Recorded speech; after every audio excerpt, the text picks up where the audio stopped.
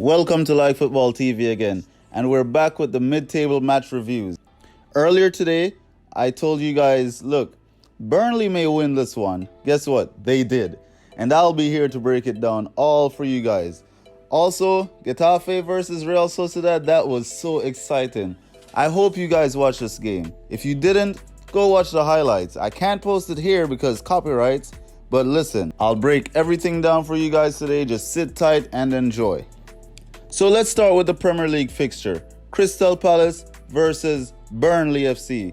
Look, I was surprised by Burnley. They were actually dominating Crystal Palace. They dominated possession early in the game, dominated on the counter-attack. It was just an exciting fixture to watch. To be honest, I was a bit disappointed in Crystal Palace, especially the midfield. Miljelovic, he was very poor today. He gave the ball away a couple times.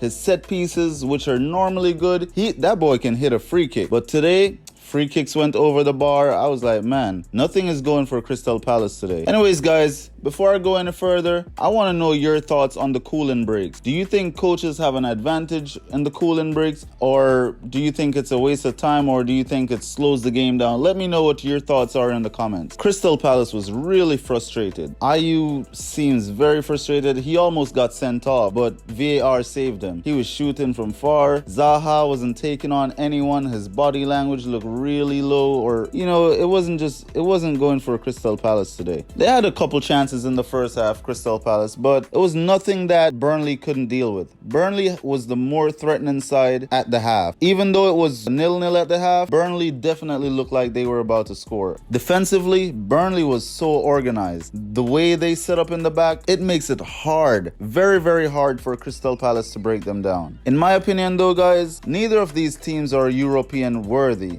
They're not European caliber, to play in the Europa League let me just stop it there. But you know what I mean. In the second half though, I must say, Crystal Palace did up the tempo. They were getting their better ballers on the ball, like the wingers, Zaha and Tosin. Tosin actually came off later in the game for Max Meyer, but he was also on the wing. And it looked as if the Crystal Palace fans are really fed up of Roy Hodgson's tactics. They are complaining. I'll just leave these comments on the screen so you guys can read them. But the breakthrough moment of the game, oh my goodness. Ben Mee got across and he just got on the end of it. Header, boom. The captain, with his 300 appearance, scores for Burnley. And my goodness, they needed those 3 points. In my opinion though, guys, the goalkeeper should have saved that. He had his hand on it. Guita, he had his hand on it. If you touch the ball with your hand, with your palm, you have to keep it out. And he failed to keep it out today. Then I asked myself, oh my goodness, Wayne Hennessy must be really, really upset about this, because look, last week versus Liverpool, all those goals were classics. All those goals were top class. And Wayne Hennessy, he really did well last week when you think about it. And this week, Roy Hodgson, I think you made a mistake there, brother. The positives I can say from Crystal Palace though,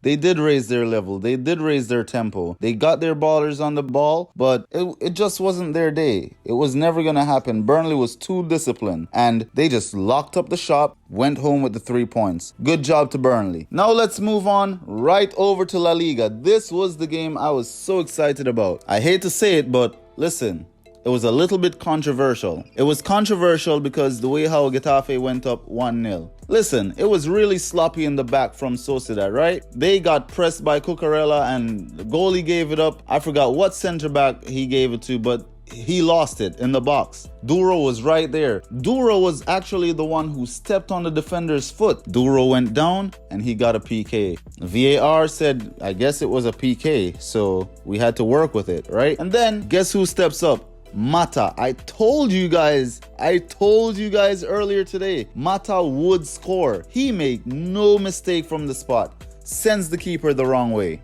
Put his team up 1-0. And Getafe, they're looking really comfortable in this first half right now. Then the other big moment in the game, oh my goodness.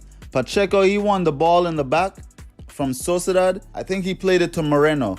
Moreno then played it to Oyarzabal. And then Oyarzabal, he's so creative. He found Januzaj and played him through. You guys must go check out the highlights. He played him through and he scored. But guess what? Linesman said, you're offside. Now, this is where I give credit to VAR. VAR went in, check it up, Januzaj was behind the last defender. So the goal stood. It's a lucky thing Januzaj finished the play. So for all you young players out there, if you're 15, 14, whatever age you are, just know, play to the whistle. If you're into goal, if you're in on goal, go to goal, finish the ball, and then you ask questions later. The score is 1-1, and that goal gave Sociedad so much life. Another big moment in the game, Monreal, the ex-Arsenal man, he put a wicked cross in the box, low cross to Isaac, and my gosh, I thought, in my opinion, I had high hopes for Isaac. But then he got that ball, man, one-on-one with the goalkeeper and just fluffed it. He absolutely bottled it. Very poor finish. It should have been 2-1. Sociedad would have been flying high at that moment. But guess what? Tough luck, buddy. At the highest level, you have to be taking those chances. Shortly after, Isaac came off. But guess what? Sociedad still continued to dominate in the second half. And Getafe were on their heels. Sociedad had a lot of chances from set pieces and stuff. They played some good football.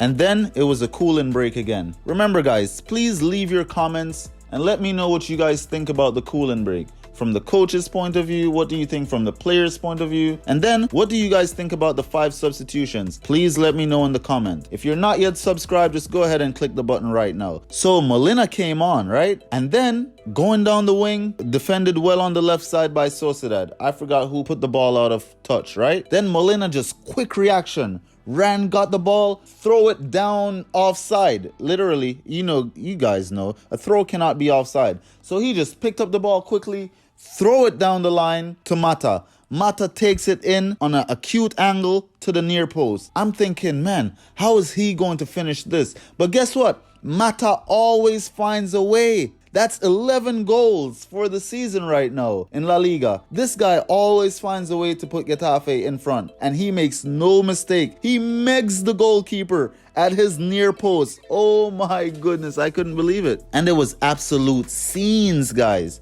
I'm telling you. Oh, man. But you know what? Good game to Getafe. You guys deserve the win, and you guys deserve a spot in Europe again. Throughout the game, though, I didn't see Odegaard. I wonder what happened to Odegaard today. So, guys, if you know why Odegaard didn't play, leave it in the comments. This is the 4th consecutive defeat for Real Sociedad. What must they do better? They have a lot of work to do. Please let me know what you guys think. One love, peace, like football. Respect.